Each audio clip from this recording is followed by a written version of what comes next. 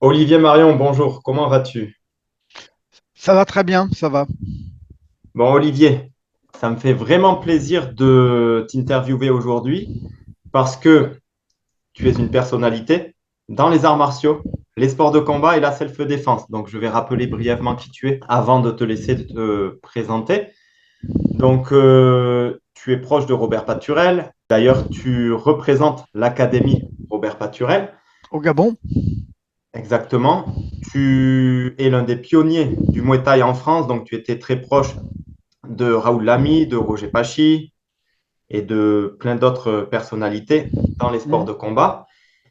Et tu es maître en arts martiaux traditionnels vietnamiens. C'est Freddy Lépine qui nous a mis en contact.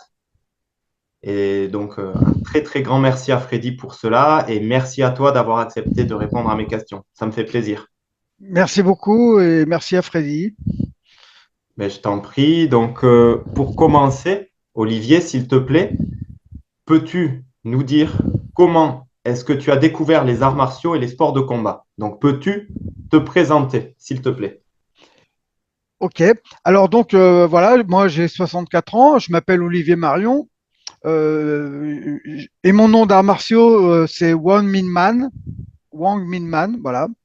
Donc j'ai découvert les arts martiaux lorsque j'avais 7 ans. Donc j'ai commencé par le judo à Fontenay-sous-Bois. Donc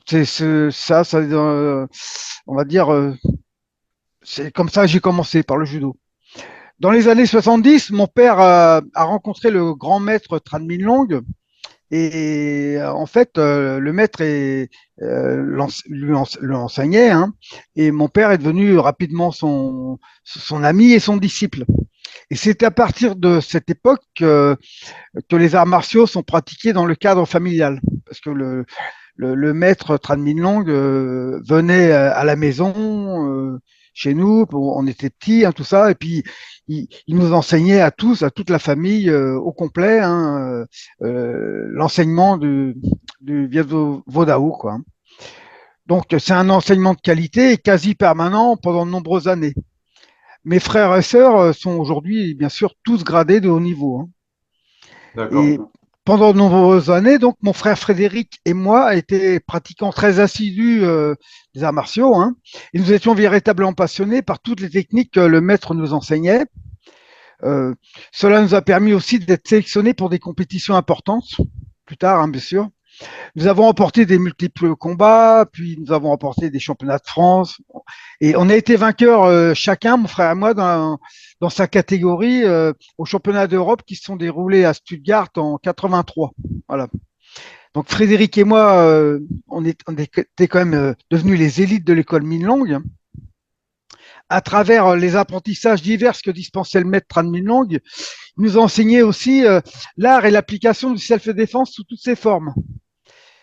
Quand même, il était lui-même un grand expert et ancien formateur des commandos de choc au Vietnam. Tu penses qu'il connaissait bien de quoi il parlait, quoi. Il avait une réelle et solide expérience et il avait pu mettre en évidence son expérience sur le terrain, quoi. Au niveau de la famille Marion, donc, nous avons eu la chance de bénéficier d'un enseignement de qualité. Ça, c'est important. Mon frère Frédéric, lui, par rapport à moi, a choisi de continuer dans la voie des arts martiaux. D'ailleurs, à ce jour, il est devenu une référence incontournable pour les arts martiaux vietnamiens, hein. Euh, D'abord, il continue à développer les arts martiaux vietnamiens à travers le monde. Il y a des clubs un peu partout. C'est quand même pas mal, quoi. Donc voilà. Bon, moi, depuis l'adolescence, je ressentais quand même le besoin de combattre dans d'autres disciplines. Déjà, pour agrandir mes connaissances et me perfectionner dans la tactique du combat. Donc, c'est la raison qui m'a poussé à pratiquer la boxe en parallèle des arts martiaux.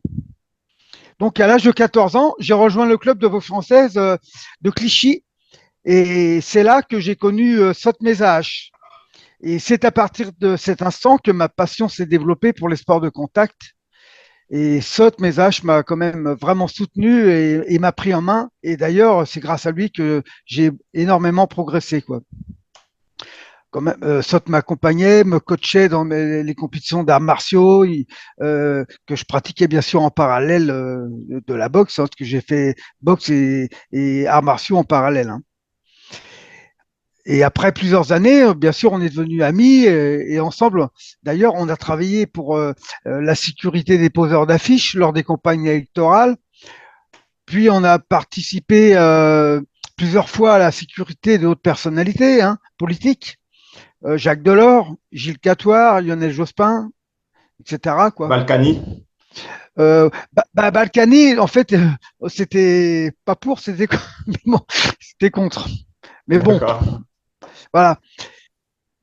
Donc voilà, en gros, voilà. Et 4 ans plus tard, le maître Tran Long, voyant que j'évoluais en boxe, par l'enseignement de Saute Mes H, hein, il m'a mis en relation avec son ami qui connaissait très bien parce que il y avait des liens familiales. Alors je ne sais pas à quel niveau, cousin, je pense, ouais. Et j'avais alors 19 ans, hein. Et pour moi, ça a été un départ pour mon parcours en boxe thaïlandaise. Parce qu'en fait, il m'a introduit avec Raoul Lamy et c'est là qu'avec Raoul Lamy, j'ai commencé, on va dire, ma carrière quoi, en Muay Thai. Quoi. Alors, c'est aussi une période où j'ai consacré la plupart de mon temps à la boxe. Hein. Donc, le maître Al Milmang, malheureusement, est décédé un an plus tard. Moi, j'avais 20 ans à ce moment-là. Hein. Et c'est mon père qui a pris la succession de l'école Minlong. Et bon, bah, par la suite, par le décès de mon père, c'était mon frère Frédéric qui a repris l'école Minlong. Bon, j'ai toujours quand même conservé une attache à l'école Minlong, même encore aujourd'hui d'ailleurs, euh, parce que bon, bah, comme on a démarré là-dedans tout petit, et c'est pas parce que je vais faire de la boxe que je vais laisser tomber le reste. Hein. Pour en revenir à mes entraînements, je m'entraînais tous les jours. Alors j'alternais mes entraînements au club de boxe française et au club 107. Donc d'un côté avec Sot Mesa et de l'autre côté avec Raoul Lamy. Et j'avais quand même une condition physique hors norme. Hein. Je me souviens des entraînements avec Sot où on faisait quand même 30 rounds de 3 minutes d'affilée. Je peux te dire que c'était chaud. Hein. Alors, pour ce faire, on avait plusieurs sparring partners, alors qu'on échangeait à tour de rôle lorsqu'ils n'en pouvaient plus, on changeait, on en prenait un autre. C'était marrant. Mais bon, franchement, c'est une époque où j'avais quand même une super condition physique. Hein.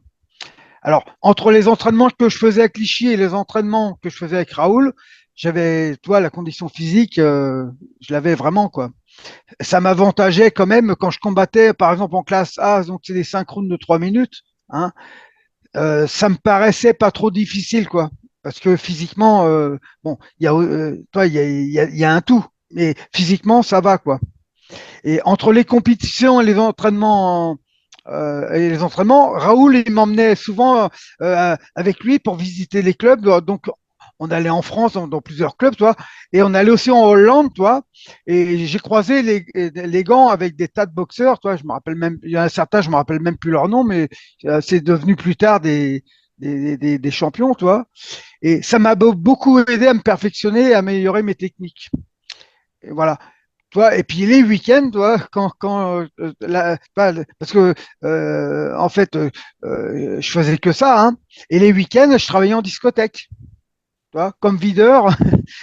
Donc voilà. Et je commençais aussi à donner des cours de self-défense à des sociétés de sécurité.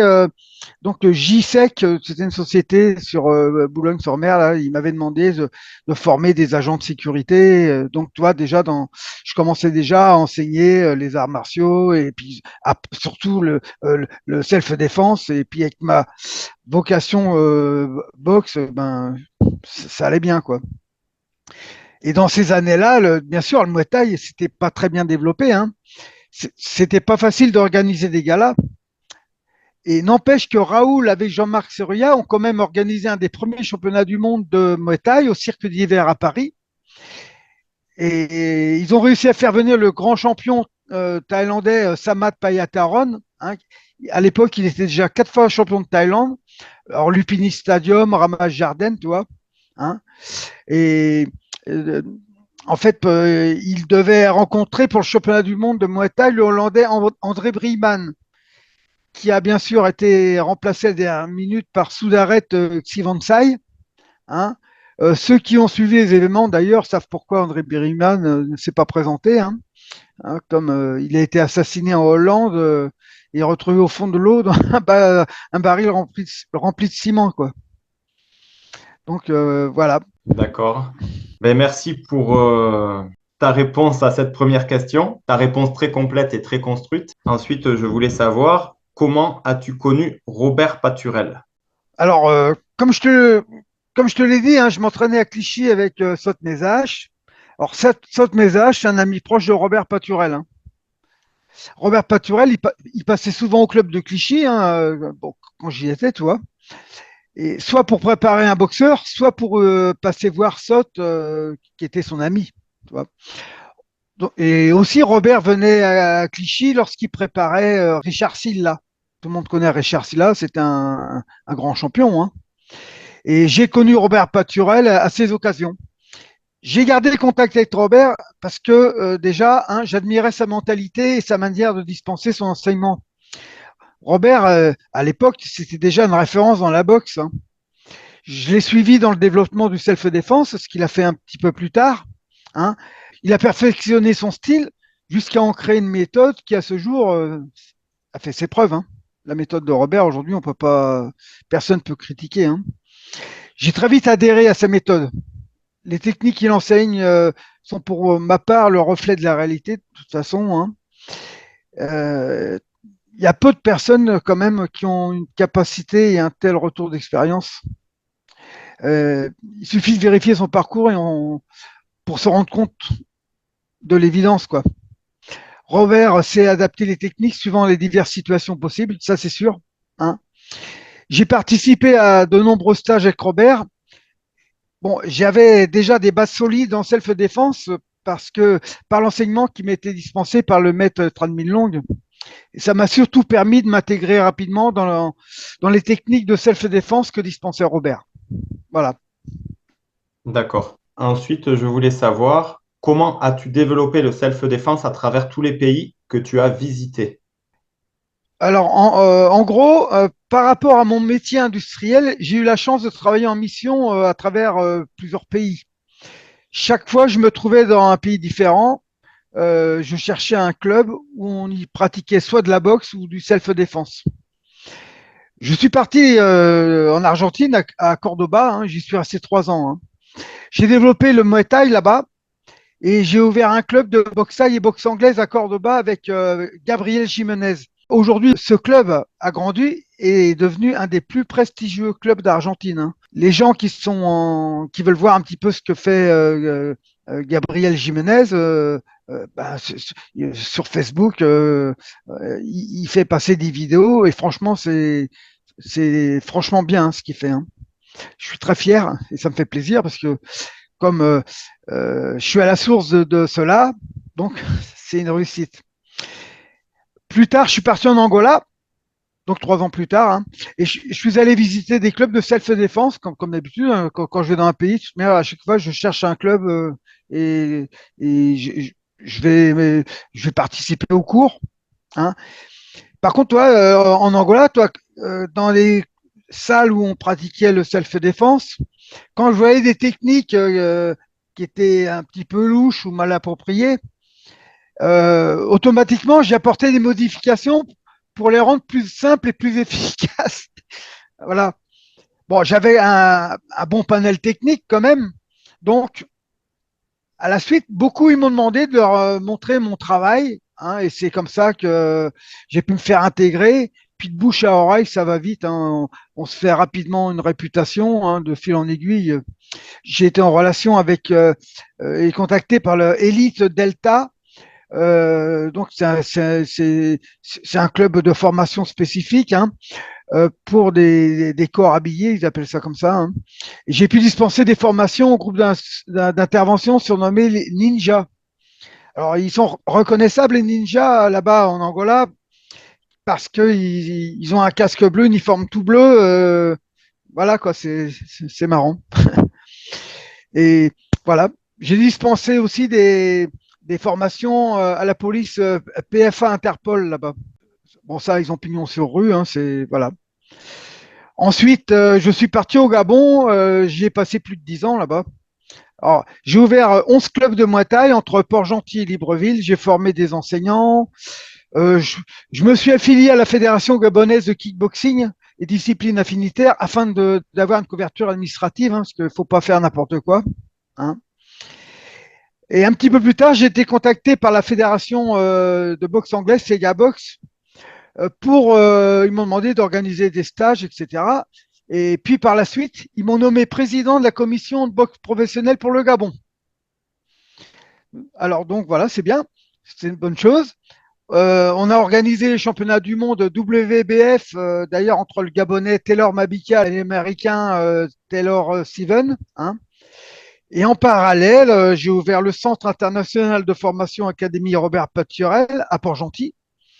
Et à travers ce centre, j'ai pu dispenser des formations de self-défense aux entreprises de sécurité, hein, et aux forces de l'ordre. Des formations au niveau des entreprises de sécurité comme GSP, GSMP, Omega, SGS, DMT et SAF Co.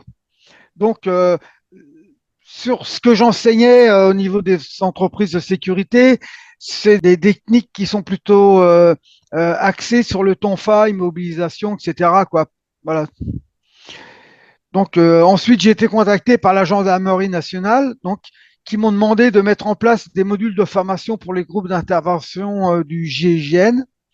Et j'ai travaillé sur le terrain avec eux et en situation. Voilà.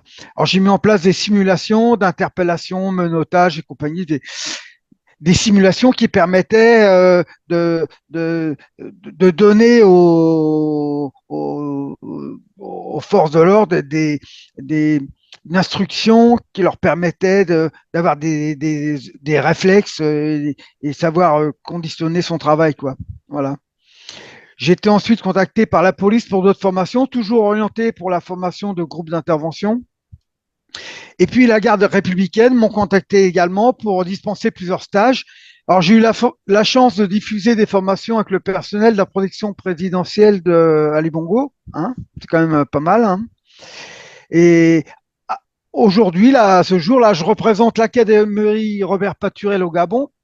Je suis vice-président de la Fédération africaine de self-défense. J'ai été nommé aussi président d'honneur de la Fédération de Muay Thai au Gabon. Et à ce titre, je prépare plusieurs stages et également des stages de self-défense sont prévus en ce qui concerne la Fédération africaine de self-défense. Ces stages, ils vont se dérouler au Gabon et aussi dans plusieurs pays d'Afrique. Voilà. D'accord. Merci beaucoup. Ensuite, je voulais savoir, alors là, c'est une double question. Je voulais savoir que penses-tu du MMA et que faire en cas d'agression de rue? D'accord.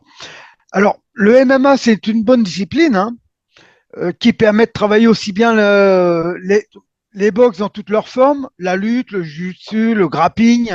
Hein.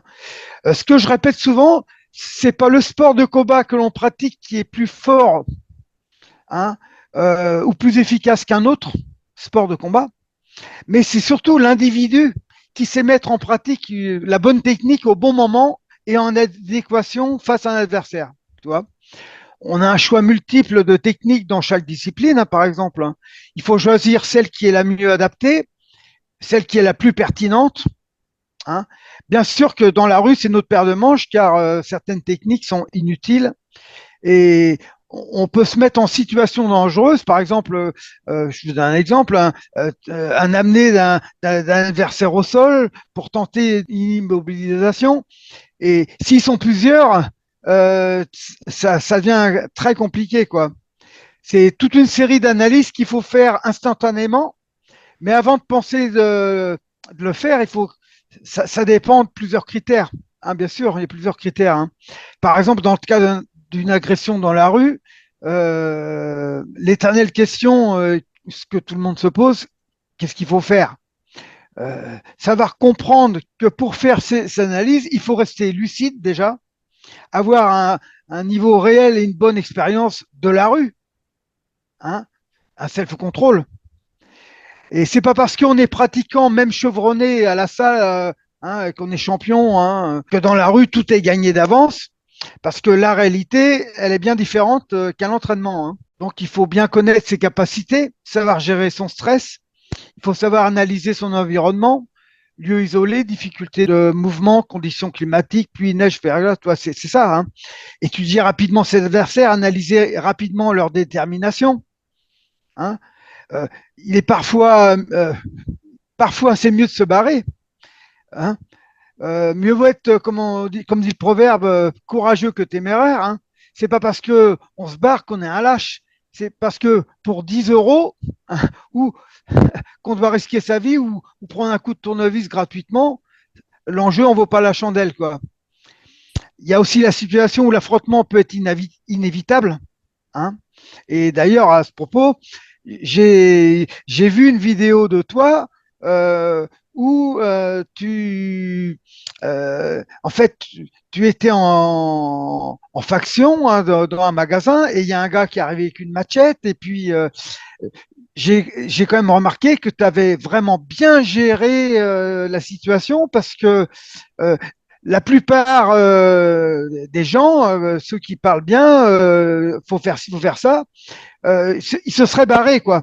Se serait barré et puis droit de retrait, quoi, en gros. Que toi, tu étais là dans l'obligation de rester et tu as quand même vachement bien assuré, quoi. Hein. Et là, chapeau, parce que tu as assuré quand même comme un pro. Si on peut voir ta vidéo, ça serait sympa. Comme ça montrerait quand même que on n'a pas besoin d'être un grand champion pour pouvoir euh,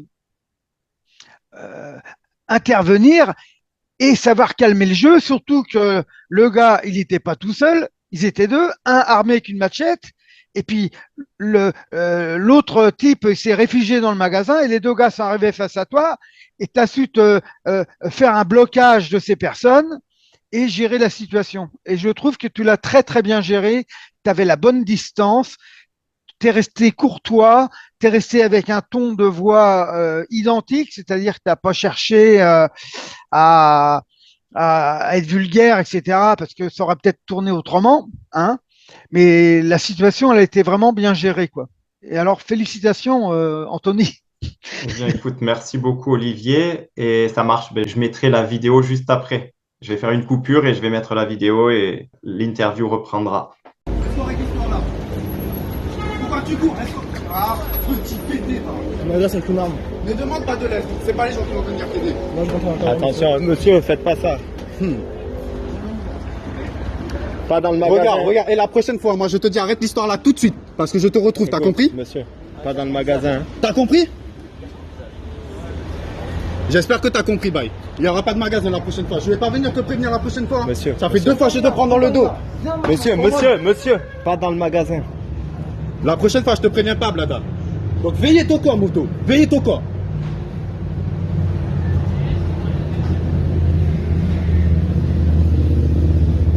Voilà. Et tu vois, moi, je veux dire, il y a une situation où l'affrontement, ça peut être inévitable. On peut être en présence de sa famille ou avec des enfants, par exemple. Dans ce cas-là, il n'y a plus le choix. Ça va être l'affrontement. Donc, moi, je dirais une chose, il faut savoir démarrer au moment où les adversaires s'y attendent le moins. C'est ça qu'il faut faire, hein, la surprise, hein. Et aussi, s'ils sont plusieurs, il faut surtout pas se faire encercler et toujours s'arranger à faire cacher un adversaire par rapport à un autre, ce que j'appelle le bouclier, hein. Et c'est comme ça que je vois les choses, moi. D'accord. Mais merci beaucoup, Olivier. Ensuite, autre question. Selon toi, quelle est la meilleure technique qui puisse permettre de se défendre dans la rue? Ah, c'est une très bonne question. Il faut bien s'entendre, hein. De quel type d'agression on veut parler, bien sûr, hein. Une agression dans la rue peut refléter plusieurs aspects. La bonne décision qui sera prise dépendra quand même du contexte dans lequel on se trouve. Il n'y a pas de meilleure technique qui permet de se défendre dans la rue, en gros. C'est l'expérience personnelle et le vécu de chaque individu qui feront la différence de la réponse à donner face à une attaque. Et même, par exemple, une personne qui n'a jamais mis les pieds dans une salle de sport, elle pourrait tout aussi bien s'en sortir qu'un grand champion. Tu vois. C'est plus facile pour un pratiquant, bien sûr, on va dire, de réagir avec des techniques parce que à travers les entraînements qu'il a pu faire, il a un choix qui est quand même plus varié sur la technique à appliquer. Il a l'avantage d'avoir aussi testé ses techniques. Mais bon, tu as des gars dans la rue qui n'ont jamais fait de sport. Et puis, crois-moi, les gars, tu vas être vraiment surpris parce que c'est les gars, j'appelle ça la poloche, hein, excuse-moi du terme, mais c'est des gars, moi je connais des gars, ils savent faire ce qu'il faut quand il faut. Tu vois. En fait, la bonne technique n'est qu'une question de savoir quoi mettre en face de telle ou telle attaque. Hein.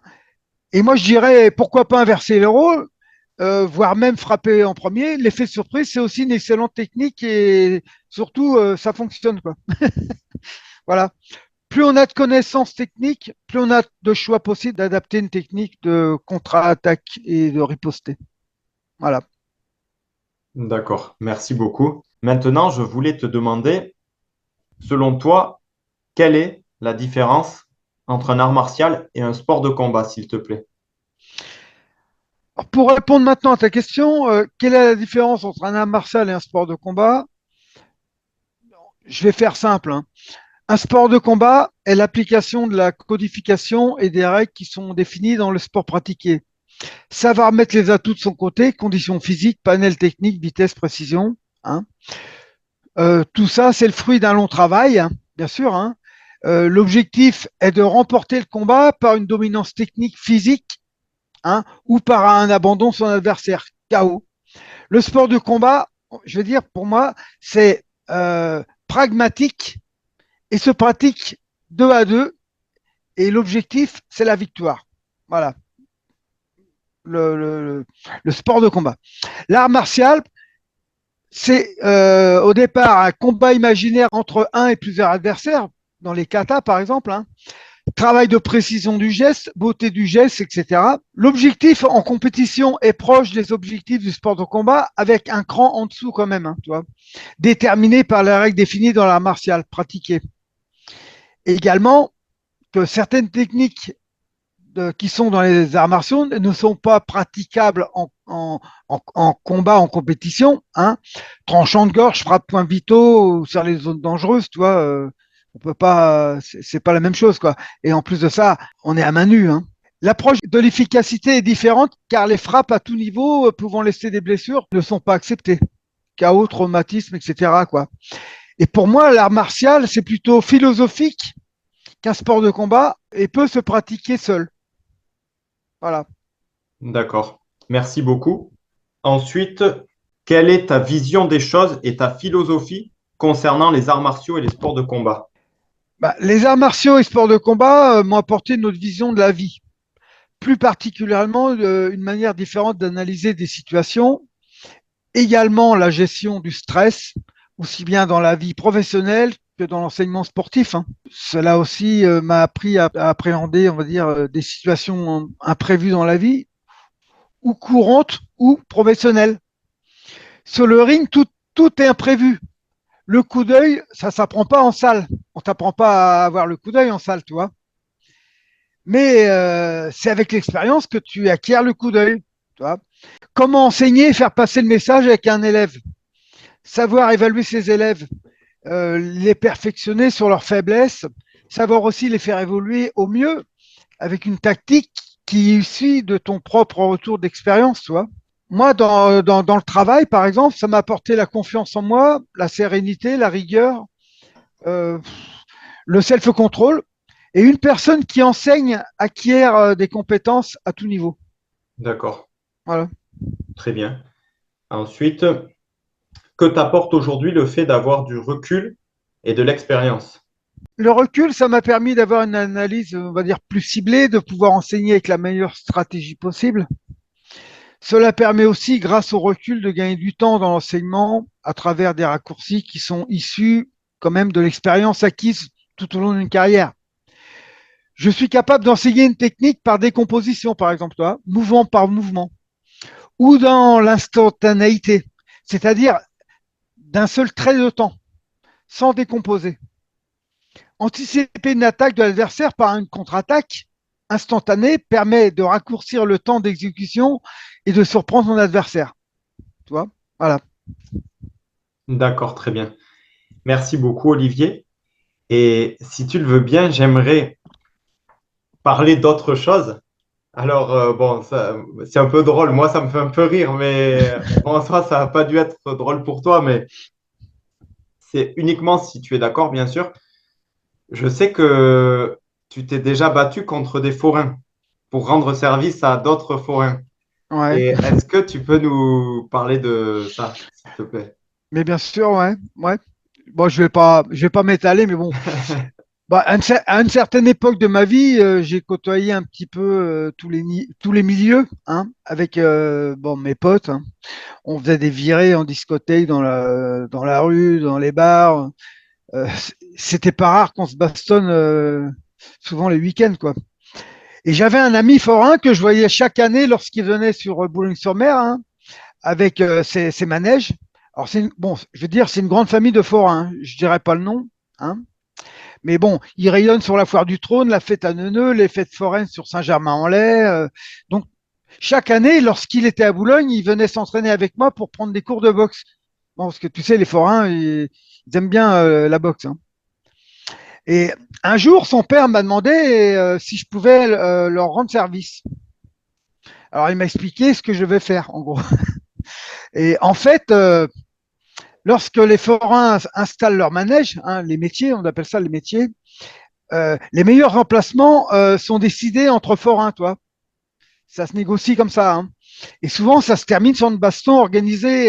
Et franchement, il n'y a pas de couteau, machin, c'est la loyale, hein. Tu vois, c'est un contre un à la loyale. Mais bon, on peut appeler ça la bagarre de rue, hein, quand même, hein. Et, et tu sais, les forains, ils sont friands de la boxe. Et il est de coutume que les forains s'entraînent à la boxe, hein. Alors, donc, chaque clan désigne son gars qui doit rencontrer le rival, hein. Et l'emplacement est choisi par le clan vainqueur de cette bagarre, issu de cette bagarre. Ben voilà, le clan qui est vainqueur, l'emplacement il est donné, quoi. Et c'est comme ça que ça se passe. Et d'ailleurs, aujourd'hui, ça se passe aussi comme ça, hein, encore, hein. Donc le père de mon ami, voyant que j'entraînais son fils, hein, et j'avais quand même un bon niveau, il m'a demandé si je pouvais me faire passer pour un des leurs. Voilà. Alors, et si j'acceptais de les rejoindre à Saint-Germain-en-Laye pour faire le boulot en quelque sorte. Parce que le cousin qui s'occupait de ça, à ce moment-là, il était hospitalisé, quoi. Voilà. Bon, j'ai donc accepté et bon, j'avais reçu comme instruction de pas trop parler parce que tu sais, les forains entre eux, il y a un code, hein. Il y a un code. Ils se parlent et en 5 minutes, ils ont capté si tu es un forain ou si tu viens de l'extérieur, hein. Alors donc, j'étais présenté comme un cousin qui venait du Nord. Voilà. Alors, je me suis donc déplacé la veille pour m'en rendre à Saint-Germain-en-Laye pour donc c'est la fête des loges là-bas, hein. Et ils m'ont prêté une caravane et ils m'ont briefé sur ce que je devais faire, quoi. Et le lendemain matin à 10 heures, on s'est retrouvé sur un parc. Alors, il y avait des forains, hein. Et bah, ils ont fait comme un genre de cercle, tu vois, tout autour. Et les deux camps rivaux, ils se trouvaient face à face. Alors, ils ont discuté entre eux, hein, et puis ils m'ont présenté comme un cousin et que ça allait se passer entre moi et leur gars, quoi. Euh, Lorsque le gars en question il s'est pointé, j'ai vite compris que je devais pas faire dans la dentelle, quoi, hein. Et il fallait que je le couche immédiatement parce que vu le gabarit par rapport à moi, mes chances elles étaient vraiment douteuses, quoi, faibles. Bon, j'avais comme atout ma condition physique, la vitesse, et puis surtout que je m'entraînais quand même tous les jours, donc ça va, quoi. Mais le gars en face, il avait un coup de bœuf, toi, et quand même bien baraqué, beaucoup plus grand que moi, hein, et voilà, quoi. Alors, n'empêche, face à lui, je me suis trouvé donc face à lui, hein, Et direct, il m'enquillait une droite. Hein. J'ai réussi à esquiver le premier coup de poing. Et aussitôt, j'enchaînais, allez, vas-y, coup de poing, coup de genou. Hein. Et je l'ai bien touché au foie. Et du coup, il s'est écroulé, toi. Hein. Et même quand il est dans sa chute, toi, j'ai frappé sans répit, quoi, en gros. Voilà. Et donc, un des chefs rivales a demandé de stopper le combat. Alors, j'ai été surpris que le gars me dise c'est bon, j'abandonne. Tu vois. Et il m'a glissé doucement comme ça. Toi, tu dois t'entraîner tous les jours à la boxe, toi. C'était une très bonne anecdote. Voilà. Écoute, ça marche. Merci pour cette anecdote, Olivier. Merci d'avoir répondu à mes questions. Et puis, ben, je te remercie beaucoup. Et puis, merci à Freddy Lépine. Et puis, ben, j'espère que beaucoup d'auditeurs pourront se poser réflexion sur qu'est-ce qu'on doit faire dans la rue si on se fait agresser, hein, et quelle est la bonne réaction que tu vois, parce que tu sais, je connais pas mal de gars qui enseignent la technique soi-disant idéale pour la rue, hein. Il faut pas mettre les gens en danger non plus, hein. Il faut savoir si tu sais ce que tu fais parce que tu as un retour d'expérience, hein, tu peux le faire, mais il faut être prudent là-dessus parce il y a beaucoup de gens qui croient qu'en allant s'entraîner dans une salle et puis en allant dans la rue, ils vont battre tout le monde. C'est totalement faux. Hein. Voilà, c'était le mot de la fin. En tous les cas, Anthony, merci beaucoup pour cette interview et puis au plaisir d'en refaire un autre plus tard, si tu veux. Eh bien, écoute, je t'en prie, Olivier. Merci à toi. Et oui, avec plaisir pour en faire une autre plus tard. Merci, Merci. Olivier. Ciao. À bientôt. Merci.